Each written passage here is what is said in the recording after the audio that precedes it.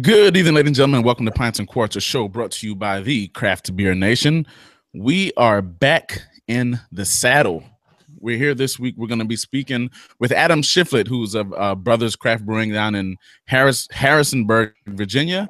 But I want to point you to our different social media platforms. You can find us on Instagram at the Craft Beer Nation. We're on Twitter at Craft B Nation, and you can find us on Facebook. Of course, you can find us on Google Plus. You can find us at a neighborhood bar near you because we'll probably be there drinking. But that all said, let me introduce you to our panel real quick. I'm joined by one of my co-hosts, repping Boston, as you can see by his hat. Took a L in the. And we're not gonna talk about baseball. Freddie Rodriguez, how you doing tonight, sir? I'm glad you didn't start that with the Nationals. Anyway, doing good, man. Doing good. I know I had no room to talk, man, so you know I decided to dead it before it got too far. I'm doing good, man. Can't wait to conversate here with Adam and see what's going on, guys, and drink some good beer while we convoing. Convoing, is that a word? It is tonight. It is now. And in the spirit of Russian investigations, my other comrade for the night is Marcus Green. Marcus, how are you tonight, sir? Doing well. Freddie was talking about those Nationals. Too bad his twin brother, Javier Baez, did us dirty. I don't know if anybody knows, but Freddie definitely is a dead ringer for Javier Baez. So. Marcus leaked the show prior to this airing live. And without further ado, our guest of tonight, Adam Shifflett. How are you doing tonight, Adam? Make some noise. Good, man. Thank you guys so much for having me. I appreciate it.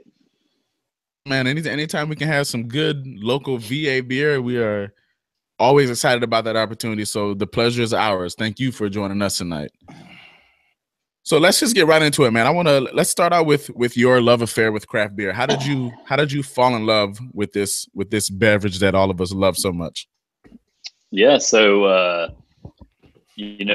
I think like a lot of brewers, I ended up starting off home brewing. That was kind of like the get into it, and you're constantly looking for really good examples of all these styles, and obviously you cannot experience a whole bunch of varied styles with the normal domestic beers. So you start looking around at all these different producers, and you start looking at the crazy stuff Dogfish was doing years and years ago, and trying to get your hands on Bell's and whatever was in the state of Virginia at the time. I was in the Navy, so was able to travel around a good bit. So I was out in San Diego for a while, obviously get some great exposure there. But yeah, I mean, it's just like, it's this great experience, and, beer as a whole is this awesome, I think Kim from New Belgium often describes it as like this thing just that's supposed to be like almost ritualistic, where you get to come home and like just hang out, right? Like just relax. It's part of the unwinding process. It's great, with food. It's great with friends, etc. So, and then as far as the brewing process side, like my big thing was I can't draw at all. I'm not artistic in that way. Played music just because my mom was a music major, so I played piano and stuff like that. But I never really found like this thing that was my creative outlet. And it was cool with brewing. It's like this nice tie between a creative outlet and then a whole bunch of science. So engineering background, I like sciencey stuff. But yeah, this was a great outlet for the creativity as well. So how did your love of homebrew translate into you opening a brewery? Oh, well, one, I brought it up to my wife and she gave me the okay. So that was the kind of like major hurdle. No, we started off, did a bunch of volunteer work down at O'Connor Brewing in Norfolk. So worked there when I was still active duty. Kevin O'Connor's pretty awesome guy. I don't know if you guys have had him on or not, but he's a hoot to be around. Definitely learned some things there and realized that a lot of the pieces to a brewery are these engineering components. So, was homebrewing already, kind of looked at the scale and scope of it. And, I think anybody that's homebrewing has this like dream of like, oh, I'm going to open a brewery. And then most people are able to talk themselves out of it. I'm not that smart, so I didn't. And you know, started like trying to plan this thing out, looking at it. It's like, all right, we can do this. Luckily, my youngest brother has a biology background, so he was willing to come on board with it. My other brother, Jason, he's the middle of us.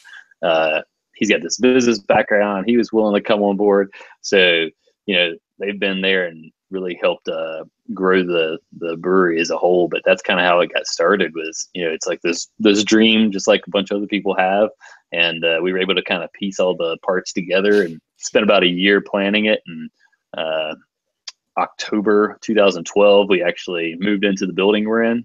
Sweet. Old Coca-Cola plant, for anybody that has not been there. You know, it's got water, it's got power, it's got sloped floors, it's got floor drains, all this stuff. What it didn't have at the time was any water to that side of the building, any power, any gas, any windows, anything. The floor tiles, we went to like spray the floor drains because we were like, oh, we got floor drains here, we're just going to clean them up. So we're pressure washing them. And as soon as we go to pressure wash them, tiles just start flying everywhere because the Coca-Cola had like gotten under it and like destroyed the adhesive or whatever for the tiles. And we're like, oh shit. Like shut that down and ended up having to like retile the whole daggone thing. But yeah, we came into that building, no utilities, no walls, no nothing, October 1. And December 1, so 2 months later to the day, brewed our first batch of beer. It was a really, really busy time, a lot of effort, a lot of work, family, friends, everybody kind of helping out, making it happen. So are you guys still brewing on the same system that you had when you opened up, or have you since upgraded? No, so we came in and we opened up with a 15-barrel brew house. 30-barrel tanks, so that's what we started on. You said a 15-barrel brew house? 15, yeah, it's a 15-barrel brew house. We started off with 3 30-barrel tanks, fermenters, and a 30-barrel break. We're in about 10,000 square foot space, so we kind of got the space and knew that we were going to be able to grow into it a little bit. We're still on that 15-barrel system. We've got 8 30-barrel tanks, 4 60-barrel tanks, 12-head rotary filler. It's the Guy filling line. We've got a GA centrifuge. So a lot of pieces of equipment that have been added over the years that kind of help us get a most bang for our buck out of the space, for sure. So let me ask you this. This is if you were to talk to someone who's opening up a brewery, what's the one thing that you learned that it's one thing they should have asked but they don't ask, right? You can ask a whole bunch of brewers, well, what do I need to know when I open a brewery? But there's always one thing that nobody told you. So what's the one question? Yeah, what's that? Is there like one major thing that you would tell everybody don't forget about this aspect? Yeah. Do you really want to fucking do this? Yeah. Do you got the time? No. I mean, I think that's true. But no, the real question that I think that I would recommend for everybody is think about what you want to be. See too many breweries that are opening that are like, all right, well, we're just gonna like open on this little tiny baby system. And they do that, and then they're like, oh, and now I want a distro, and I'm going to do that. But then, you know, it's like this back and forth thing. It's too disjointed. Yeah, it's like if you want to be a like a distribution-based brewery, then do that. Like focus on that. Make that your thing.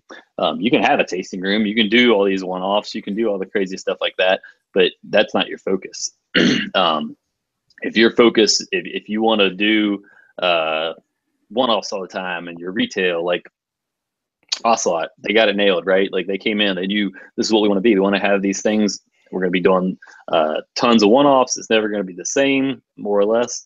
We're going to do it through retail. So they set up the size, they set up the location, they picked all the things, and it meshes, right? Like the whole business plan comes together and it makes sense. if you want to be like this massive production brewery, you probably don't want to set up in Old Town Alexandria, right? Because it's not going to make a whole lot of sense unless you get a sweet deal like Port City did, and you can set up in Alexandria and like they have a ton of space up there too. Yeah, you can nail the spot, but like that's a tough scenario. Like Bill and them really nailed that. If you want to be like a retail centric brewery that's like really driving traffic to your tasting room, don't set up in Harrisonburg, Virginia, because there's not a whole lot of people out there. Speaking of that, when I first started coming to Harrisonburg, it was during my my failing college years because I didn't last too long in school. But there was no craft beer scene at all in the early 2000s, even the mid 2000s, like 2005, 2006. And then the way I found your brewery was on was through a Beer Advocate, and it was like, oh, the best barrel aged places to get a beer in your city or in your state. And I was like, Harrisonburg doesn't have good beer, blah blah blah. And I heard about Resolute, and a buddy of mine had moved down there and coaches soccer down there, and I was like, hey, do me a favor, go by there at this place and pick this up. And he's like, oh, okay. So he picked me up 2 bottles of the very original Resolute. And as soon as I had it, I was like, oh my God, there's so much vanilla character coming through. Because I think that's when you were still using Bowman barrels from here in Fredericksburg. Mm-hmm. And like I came down there and I was like, wow, this is a great place. I met you. We talked for a little while at another spot down there. I think it's Capital Ale House.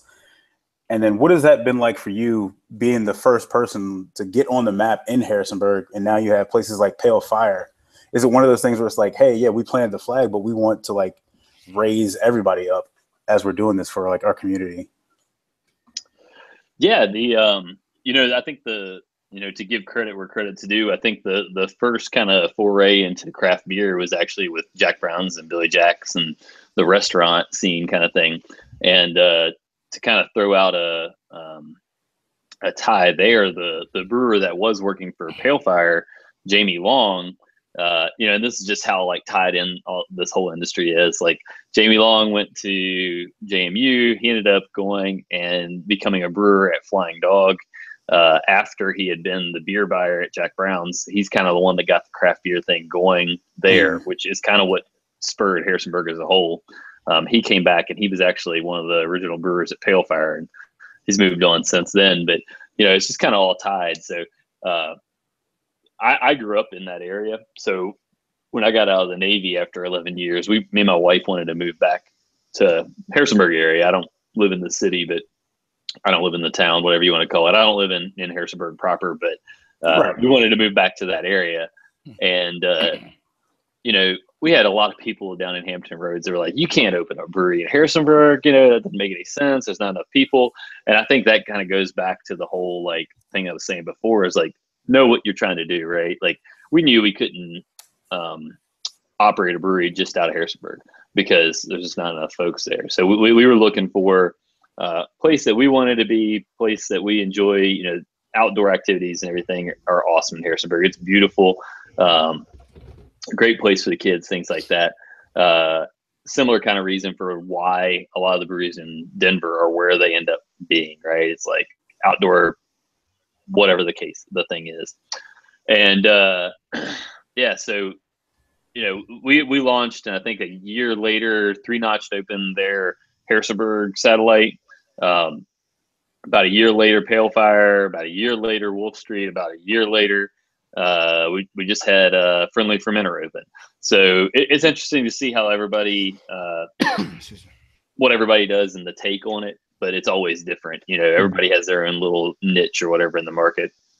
I mean, we try to help out as much as we can. We want to keep innovating, and I think that having extra folks in your same space helps keep pushing you, so you don't get complacent either. So, yeah. So Adam, let me ask you. So, from the outside, I guess, in perspective, because you're mentioning Harrisburg, being a local in the community side of it, for the state of Virginia, let's say, years ago, you never really heard of Virginia probably booming as it is now. Now it's one of the states where you're like, a lot of people, you say social media, et cetera, all the Facebook groups of craft beer, a lot of people saying, well, you got to go to Virginia, dude, Richmond, et cetera, all the surrounding towns. It's up and coming. It's kind of made a name for himself. It's got really good, craft beer coming from Virginia, as opposed to years ago, which, you never really heard of it.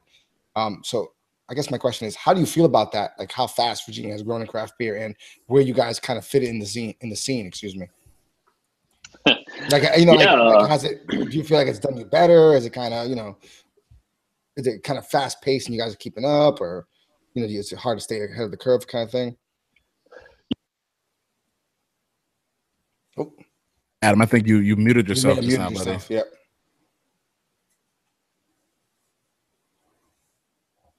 Technical difficulties. That's what happens when it's live, right? Yep. Did you hit the little mic symbol on top of the screen, perhaps, at all, or maybe? Hey, Randy, it's now the time we tell everybody what the Resolute variants are.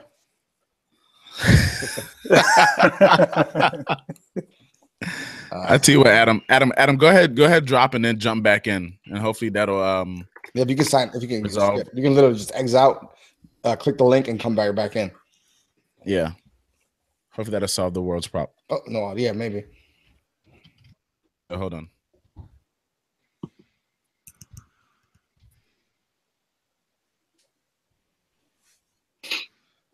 So while we entertain this bit of radio silence, because there we go. There he is. All right, yeah, we got you.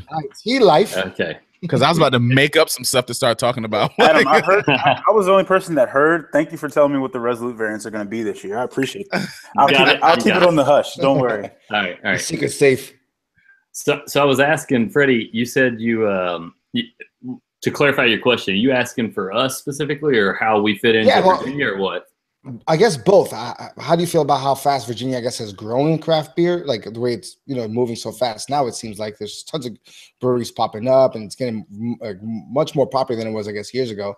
And how you guys and how you feel Brothers fits into the growing craft beer scene.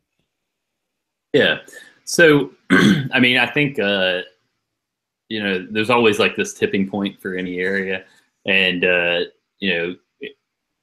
Legislation for one, once that was all done with SB 604, that kind of allowed things to happen. And then I think that, you know, when the opportunities are there, when it makes sense, like the businesses start, and then it's just a matter of whether or not you have the right people in place. So obviously a lot of great breweries have landed in Virginia, and you've got stuff going. I think there's always, you know, a certain amount of like, corrections that occur in any area, but I think Virginia's done great. There's been obviously a huge amount of growth in the past 5-6 years, you know, so that's awesome. As far as like where we fit in and where we kind of are trying to go, we were kind of talking before we kind of got the show going just about thoughts on our brewery and things, and I think, you know, everybody kind of has to, each brewery kind of has to pick what its identity is and like what they're all about. And I think that our biggest thing is, you know, we try to be all about just accessible, you know, easy drinking beer that, you know, that's good. Yeah. So if you look at a lot of our, you know, core year round, like the bulk of our effort production, Drift. Yeah, you know, Drift, Elementary, any of that kind of stuff is all, it's targeted towards like being on the shelf. We're trying to get it out, making sure that it's, you know, $9.50, $10 a 6-pack. You can grab it, you can enjoy it, you can go. Yep. Now, the issue with that always results in the fact that you're kind of stifling the creativity we talked about before, because like it gets boring making the same stuff in mass for that kind of stuff. So that's where Resolute and some of the one-offs and things like that really come in. And we had a blast this past year kind of going through with a ton of collabs and things like that, and really getting to kind of work through a lot of the creative process and do some really unique things. Can you elaborate on Resolute's big brother, Steadfast? Yeah, so Steadfast was a science experiment. You know, it's tough to make a beer that big. So we wanted to see one kind of what we could get to ferment out in a way that was not disgusting. You know, yeah, because I mean, you know, you can always make like super high alcohol stuff and it's just gross.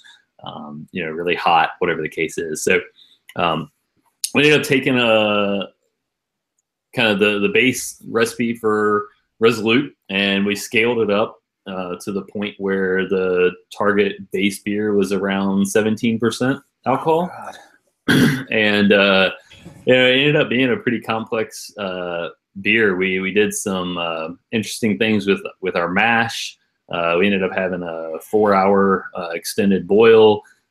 We brought in a bunch of extra Belgian candy sugars and things like that just to keep ramping up that sugar content. We peeled a portion of the wort off and set it aside, and did our primary fermentation with our house yeast strain, and then injected in that residual wort to kind of feed it halfway, 2/3 of the way through fermentation with a higher gravity yeast strain. Kept the fermentation under control, and and then threw it in fresh bourbon barrels that we got that had been dumped in Kentucky the day before, and it's been aging for quite a while now. So yeah, we packaged that out the other day. It's pretty solid. It ended up at around 19 and a half. I can't wait to have some. Yeah, right. Mark, don't let him down, man. Freddie, I can take care of that. I'll log onto the site and order a couple extra. We'll get you hooked up.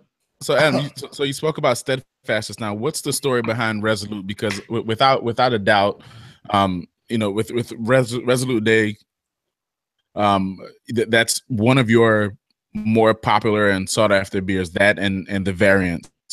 How did RESOLUTE come to be a thing? You guys just wanted to brew something special, and it kind of took on a life of its own, or what's the story behind RESOLUTE? Yeah, so I mean, pretty much all the beers we do, we try to brew beers based off of what we like, right? I mean, that's what gives a brewery its own character, right? Is like it's like people coming out, right? So it's like a personality. Yeah, it's a personality, right? So like, you guys probably don't drink a ton of Great Outdoors, but Great Outdoors, we did Great Outdoors because we wanted a beer to take when we go fishing. Grew up on the Shenandoah River, love fishing, so that's like our fishing beer. Drift, like pretty self-explanatory with the graphics, right? Same kind of thing, right? You hop in a tube and drift down the river. So RESOLUTE was we like bourbon barrel stouts. We really wanted to do it a very specific way, and one of the thoughts that I've often had about bourbon barrel stouts is that it's tough to make a stout that is great by itself and then is also really, really good after it's been barrel aged. So the intention was to make something that we don't even bother releasing as the base beer. We brew it with the intent of knowing that it's going to be sitting in barrels for 9, 10, 11 months, depending on when we get the thing in. And so that's what we did. We just did it. Kind of play around with. What's that? So the rest is history. Yeah. So, I mean, I think Marquez was talking about sending a buddy down and grabbing some of that first release. We brewed the beer. We released the first batch in November of 2013. And, we had like 2 people there. It was great. Sold out of everything in the next, 6 months or something like that. Nobody cared. Sent some beer out to retailers and stuff, and I think that's kind of when it got a little bit of traction, is just having a broader exposure. And then the tough part for us obviously was the release. We had a year, 2 years, 2 years later with the kerfuffle. 2 years. Yeah. So we went second release. I think we might have had 30 people or something like that there, and that. That's kind of expected. We talked about we're tap room in Harrisonburg. We've got seating for 80 people, something like that, max. And that's kind of what we're used to having in-house. So following year, we ended up having around 300 or so people lined up at 7 o'clock in the morning. And, we had kind of set all of the limits and everything like that ahead of time. And the one thing that, we've kind of grown up, you talk about personality coming through with the brewery, is that, you stick to your word. So we said we were going to follow these rules, and that was going to be it. So we stuck with it. And obviously that was not a popular decision, but we figured in the long run, at least then people could be sure that they could take us at our word. If we said that we were going to do something, we were going to do it. So, well, to that point, I know Randy and Freddie probably don't know about this, but that release, excuse me, I don't know how you could possibly anticipate that. And that's what I told people online when they complained about it, is to get a variant, you had to buy 2 of the regular. So that, I believe, was vanilla, that was the mole, and it was a chocolate. So to get a vanilla, you had to buy 2 regular Resolute to get and they were in 3-packs. And what happened, because I think I was like 7th in line that day, is that one of the first few guys, he was like, I'll take 36 of each. Yeah. And there's only 150 total variants of each variant. So you're talking about one person that, muling, it's part of the beer game. I don't know if everybody knows that, but muling is when you get one person to grow for an entire group of people that can't make the release or don't feel like going. So they funnel their money to one person and he takes care of it. And I don't think that that's necessarily on you. That's something that is not precedent. Like you said before, the release of the year before was 30 people in line. You're not expecting it to grow exponentially by 10. And then on top of that, by one person to buy 36 variants of each, the vanilla, the mole, and the chocolate. Yeah. So, exactly. And, looking back, maybe we could have changed something. I don't know. We could have said it beforehand, but we learned, and I think the year after's release went really well, and people have really responded well to the event, and we enjoy throwing it every year. It's a great opportunity for the whole, for Harrisonburg as a whole to really be able to kind of show off a little bit. Lauren down at Midtown Market always does a great job with bottle releases and things like that. So yeah, we enjoy it. Cellar sales. Yeah. So Adam, I got a quick question. This is kind of a more, I guess, craft beer kind of a niche fanatical question, and this is nothing against you guys. However, so I just got a quick question. So it's coming from Facebook and some other social media stuff about RESOLUTE. So people were saying, and I guess this happened in the past in big breweries, but infected bottles, I guess, of RESOLUTE. And my question is, how I'm assuming you guys saw that maybe in social media. B, how did you guys deal with that, especially with the oncoming, RESOLUTE Day coming up? Did you guys take strides and kind of like, maybe testing that or seeing what's going on, et cetera, reaching out to consumers, et cetera? Yeah. So let's just talk about a couple different issues that all come up, right? So year one, we had really low carb levels on some of the variants. So the bulk liquid, when we're doing RESOLUTE as a whole, we bring over to a bright tank, we force carbonate it, it's done. It's like the normal thing, right? So that's pretty straightforward. But then the first year we did all of our variations, they were coming out of barrels, and we tried to bottle condition them. And you add your sugar, you add your live yeast, you go for it, and you're trying to get that there. But man, at 13.5%, the beer just doesn't want to carbonate. So those ended up having low carbonation. So, we learned from that. We ended up bringing everything over. We ended up buying like a very small little bright tank that we can bring over small batches of stuff into and do infusions and things like that. So that's how we do all of our variations now. So that's what's done there. So last year we had a whole bunch of random bottles of chocolate hazelnut RESOLUTE that were problematic. And we were having just a really tough time determining what was going on. So, the tough thing is that as a small brewery, it's this massive financial hit, right? If the whole thing is bad, right, then you've got this massive financial hit. So you're trying to figure out like what is going on really. Like, is it all are bad? Is it some are bad? Is it, what's going on, right? So yeah, so trying to take a look at that and figure out what's going on is tough. And I think the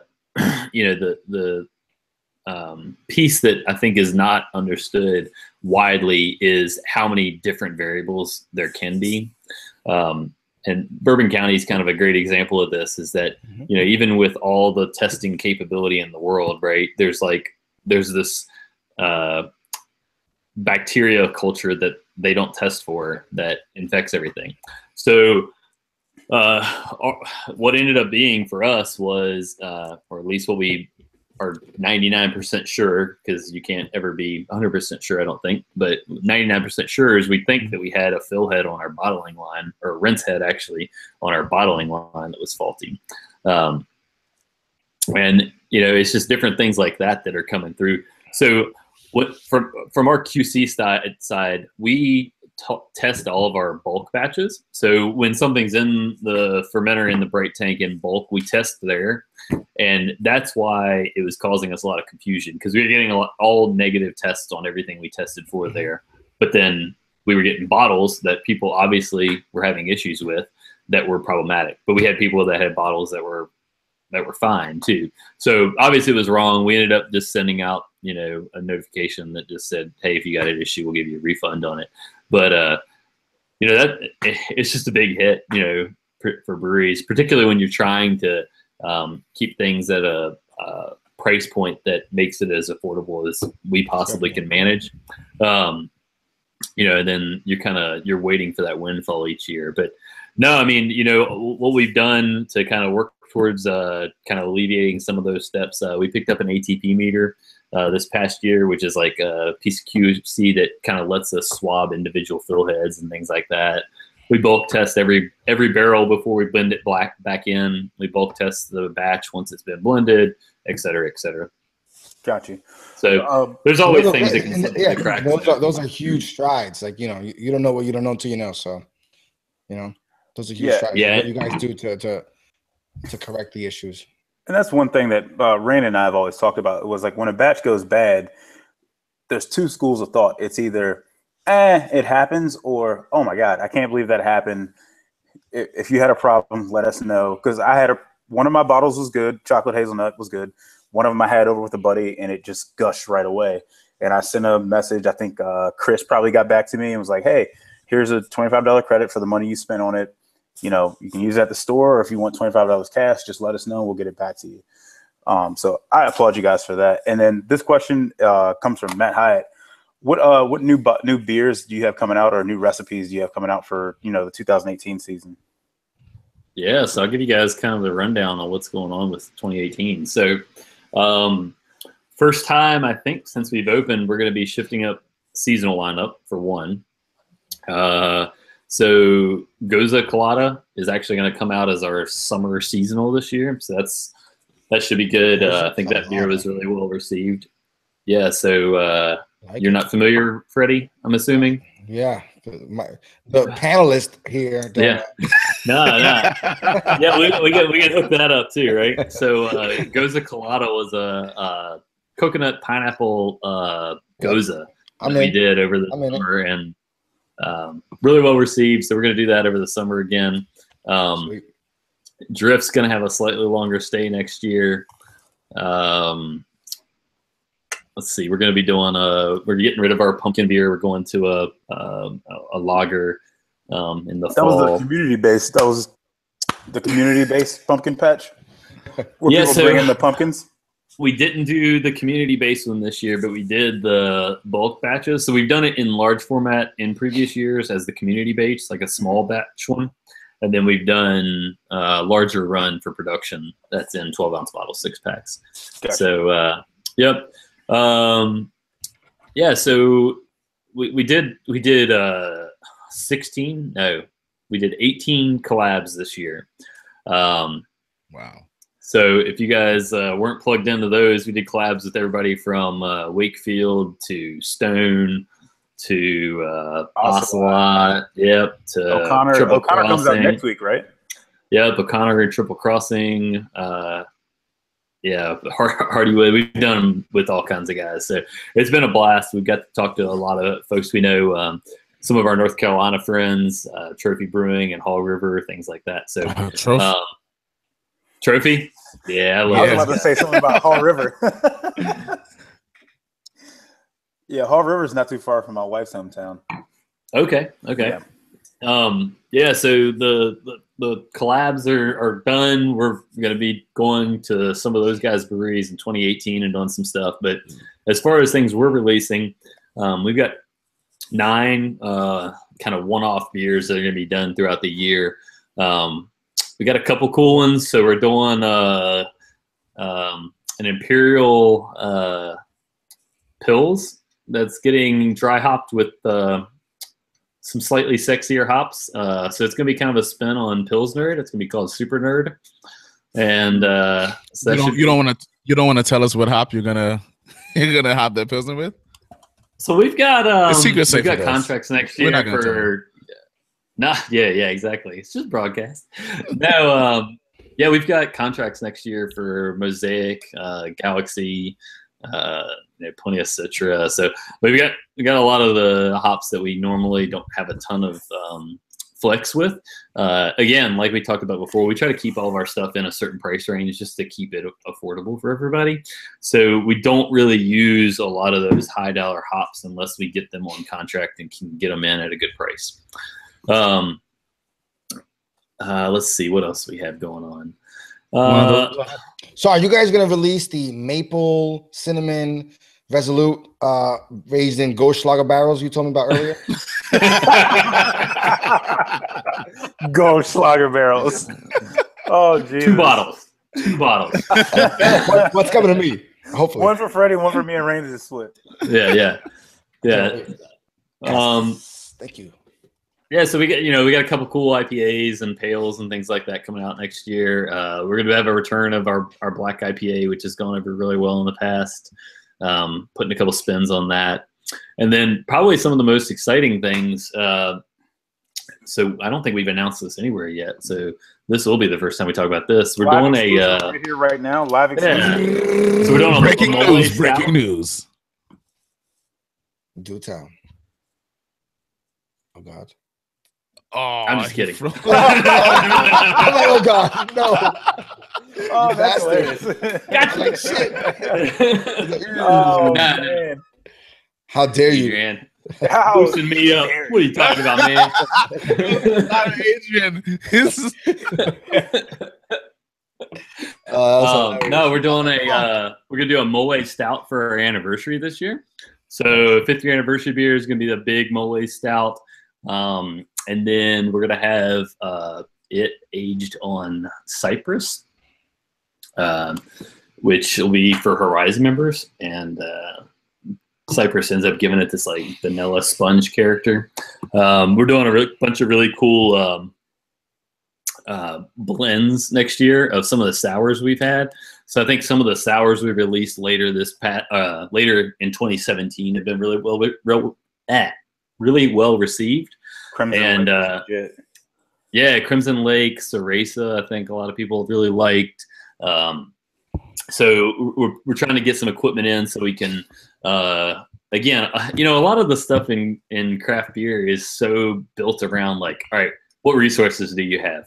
I mean, it really is. It's like, okay, I can't go out and buy everything right away, right? So we gotta build on this stuff year after year after year. So better equipment to package our sours on so we can get really consistent carbonation and things like that on those is going to be kind of a key thing for 2018, I hope.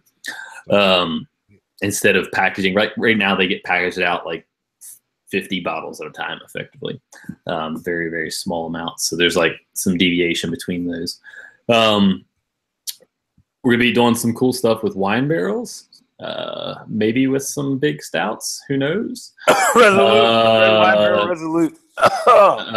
We're doing some Belgian quad. We're going to be blending with Cereza, which is a cherry sour red.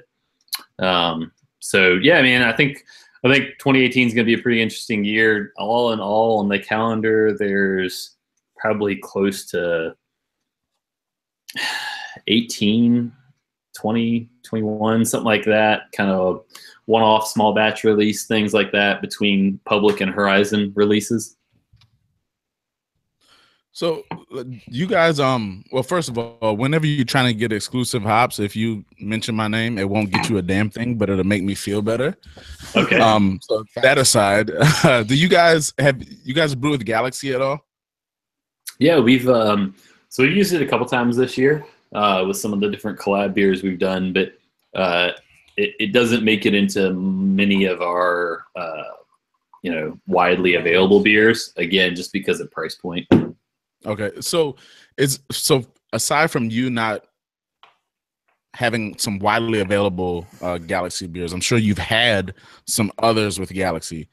Is it, and this isn't necessarily, this question isn't pertaining to Brothers, but just craft beer as a whole, specifically the New England IPAs.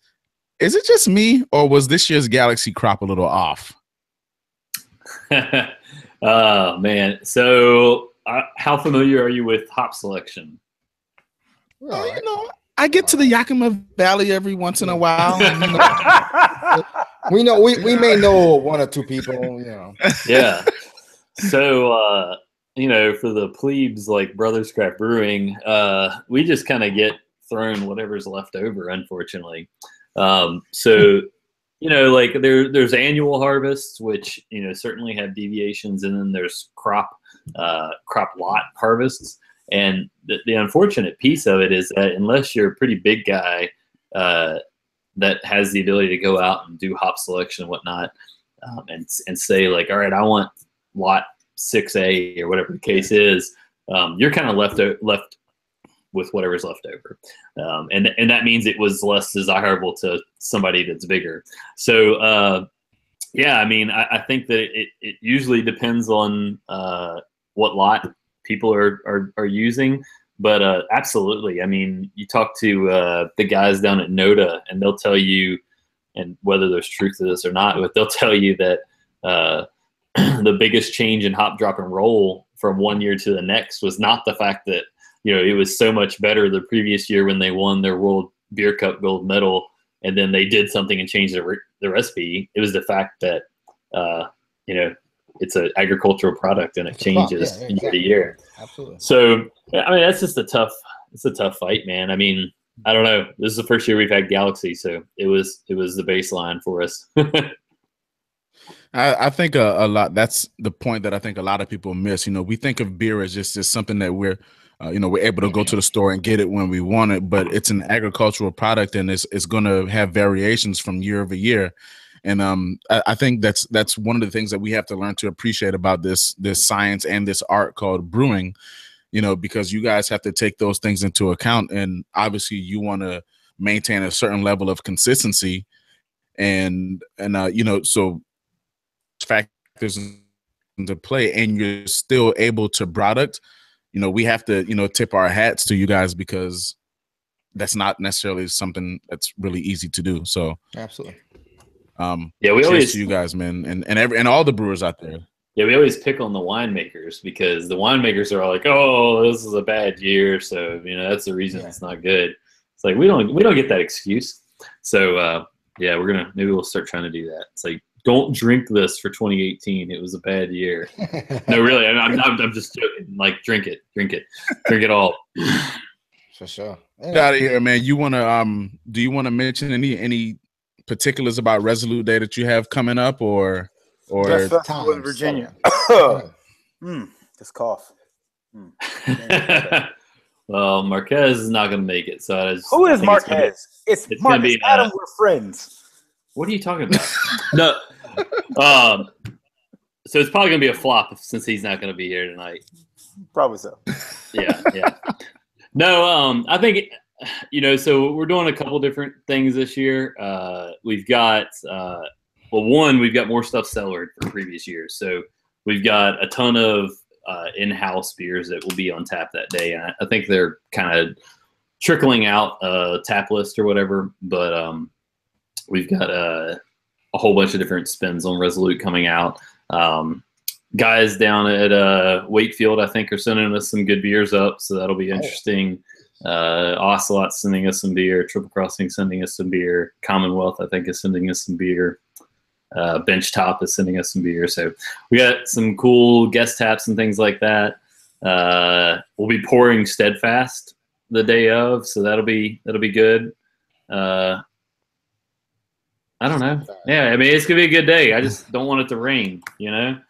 You know what? Even if it rains, it'll still be a good time because I tell you, I used to. They're not having this. Everyone will be year, smacked, which hurts my feelings. But down in Charleston, South Carolina, the last Saturday in February, they always have this beer festival called Brewival. It's put on by Edmonds Oats and Coast Brewing, but they're not having it this year due to some conflicts with other festivals and stuff like that. And a couple of years ago, it poured rain at Brewival, and it was an absolute pit, but it was probably one of the dopest Brewivals they've had because regardless of what the circumstances were, everybody still had a blast.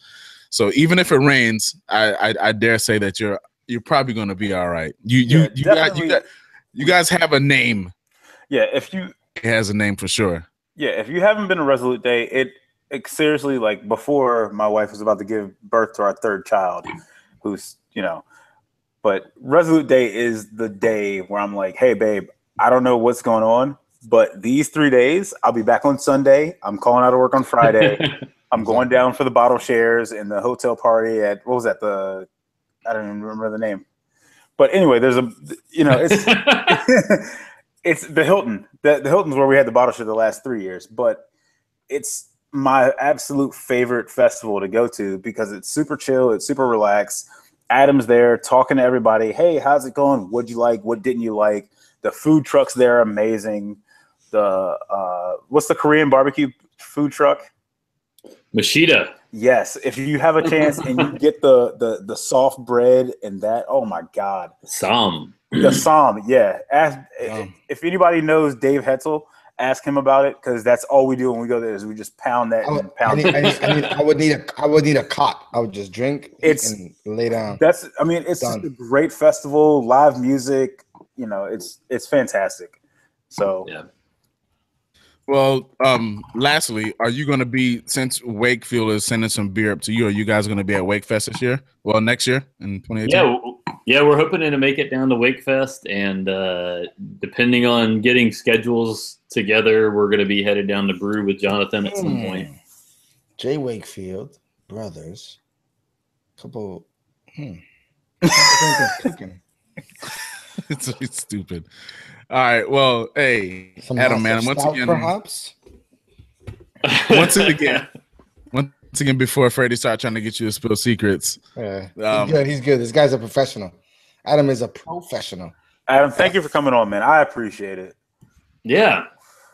The pleasure was absolutely ours, man. You taking some time out of the day. We were talking before we went on air. You have a lot going on right now, but yet you still saw fit to give us plebes some of your time, man. So thank you guys. I love plebes. Please be on the lookout. We're in the process of getting some more guests lined up, but we will be making some announcements once we get those folks lined up. And Adam has something else to say. Yeah, can I just say one more thing? So go for it, man.